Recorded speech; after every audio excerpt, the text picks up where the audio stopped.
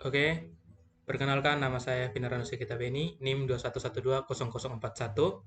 Saya dari Prodi Teknik Informatika Strata 1 kelas A. Di sini saya akan mengerjakan tugas dari mata kuliah komputasi bergerak. Tugas pertama yaitu project video tutorial. Soal pertama, pilihlah aplikasi AI yang berbeda. Pastikan keduanya berbeda jenis aplikasi dan memiliki fitur yang berbeda pula. Nah, aplikasi AI yang saya pilih di sini adalah yang pertama Google Maps. Google Maps. Nah, dari Google Maps ini kita masuk ke soal yang kedua itu kedua, bandingkan perbedaan antara kedua aplikasi yang kalian pilih. Di sini kalian diharapkan mampu menunjukkan kelebihan dan kekurangan. Kita lihat yang pertama, saya sudah merangkumnya. Yang pertama itu kelebihan dari aplikasi Google Maps, yaitu ada tombol navigasi yang menunjukkan arah berjalan kemanapun. Kita langsung lihat atau kita langsung jalankan.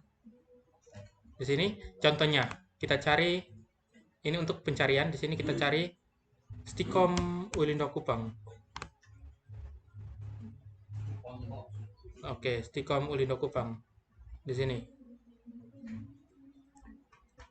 kita lihat rute. Rute dari lokasi Anda saat ini. Oh ya, lokasi untuk laptopnya saya belum aktifkan.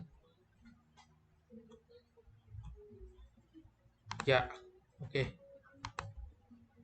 Kita lihat pilih lokasi Anda saat ini. Atau biar kita pakai rumah saja. Oke, simpan. Nah, di sini akan muncul rutenya. Yang kedua, itu menampilkan tempat-tempat secara terperinci dan terkenal. Di sini ada banyak tempat, yaitu Universitas Muhammadiyah, Stikom Ulindo Kupang, Lipo Plaza Kupang, dan lain-lain. Yang berikut bisa menunjukkan lalu lintas. Dia dia seperti tadi, kita coba lihat rute lokasi ini. Di sini, nah ini 11 menit. Artinya apabila jalur lintasnya normal, kita akan dari rumah sampai Stikom itu adalah 11 menit, jarak tempuhnya 3,9 km. Yang berikutnya dapat dibesarkan dengan skala tertentu sehingga mengetahui tempat-tempat terpencil. Nah, di sini kita bisa besarkan atau kita pakai jenis ini biar lebih keren lagi. Nah, di sini ada banyak. Ya, terus dapat diakses melalui HP. Nah, mohon maaf kalau diakses melalui HP saya tidak bisa menampilkan karena di sini saya menggunakan laptop. Jadi, tampilan di HP kurang lebih akan sama seperti ini. Nah, kekurangannya yang pertama, ada beberapa tempat yang belum dipetakan dalam Maps. Dia memang tampilkan secara terperinci, tapi tidak terperinci-perinci amat atau ada gang-gang tertentu yang tidak terdaftar dalam Maps. Tidak update data dalam memetakan tempat-tempat terbaru. Artinya dia update mungkin dalam jangka waktu tertentu. Tempat-tempat terbaru yang mungkin baru dibangun mungkin tidak terdapat dalam peta karena belum diupdate. Terus loading lama dan penyimpanan besar. Ya, kalau jaringannya lalet pasti udah loading lama. Dan yang terakhir tidak bisa berjalan apabila tidak terdapat koneksi internet. Di sini Google Maps masih menggunakan koneksi internet untuk menjalankannya. Apabila kita nonaktifkan ini jaringan maka dia tidak akan bisa dijalankan. Nah, untuk Google Maps mungkin seperti itu.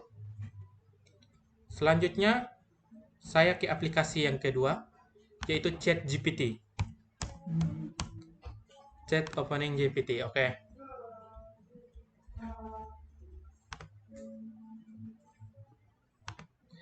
Di sini ChatGPT kita login dulu. Biar saja cinta pergi ini. Oke, kita gunakan akun email ini.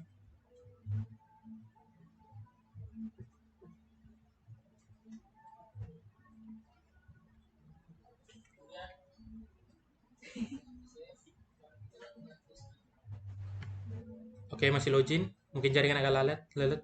Nah, di ChatGPT di sini ada bagian untuk kita masukkan inputan atau yang kita mau cari atau yang kita mau bertanya. Tapi terlebih dulu saya jelaskan dulu kelebihan dan kekurangan dari ChatGPT. Nah, untuk kelebihan ChatGPT, kemampuan bahasa. Kemampuan bahasanya itu memiliki kemampuan untuk memahami bahasa alami dan berinteraksi dengan pengguna layaknya manusia. Berarti saat kita bertanya, dia akan menampilkan output atau hasil itu tidak seperti Google supaya kita contohnya kita cari ini apa ya? Apa itu AI? Nah, dia akan muncul secara umum seperti ini. Kalau ChatGPT lain, contohnya apa itu AI? Masih login? Nah, selagi masih login, saya lanjut lagi. Kecepatan dan efisien. Kecepatannya ini tergantung pada jaringan yang kita pakai. Kalau jaringannya bagus, dia akan cepat. Kalau jaringan lama atau lola, dia akan lama. Skalabilitas. Yang ketiga itu skalabilitas. ChatGPT ini dapat digunakan oleh banyak pengguna secara bersamaan, tanpa terbatas oleh waktu atau tempat, sehingga memungkinkan pengguna untuk berinteraksi dengan ChatGPT kapanpun dan dimanapun. Selanjutnya, ketersediaan. Ketersediaannya itu 24 jam, jadi kita bisa digunakan pada jam kapanpun, jam jam berapapun. Nah, kekurangannya, mungkin terdapat beberapa bahasa yang belum terdaftar pada ChatGPT. Mungkin seperti bahasa daerah yang ada di Indonesia sangat banyak, jadi mungkin belum terdaftar di ChatGPT dan tidak mungkin terdaftar juga. Tidak dapat menggantikan manusia sepenuhnya. ChatGPT tidak dapat menggantikan sepenuhnya dukungan pengalaman manusia, terutama untuk masalah yang sangat kompleks atau yang memerlukan penilaian manusia yang lebih mendalam. Yang ketiga, tidak dapat memahami konteks sosial.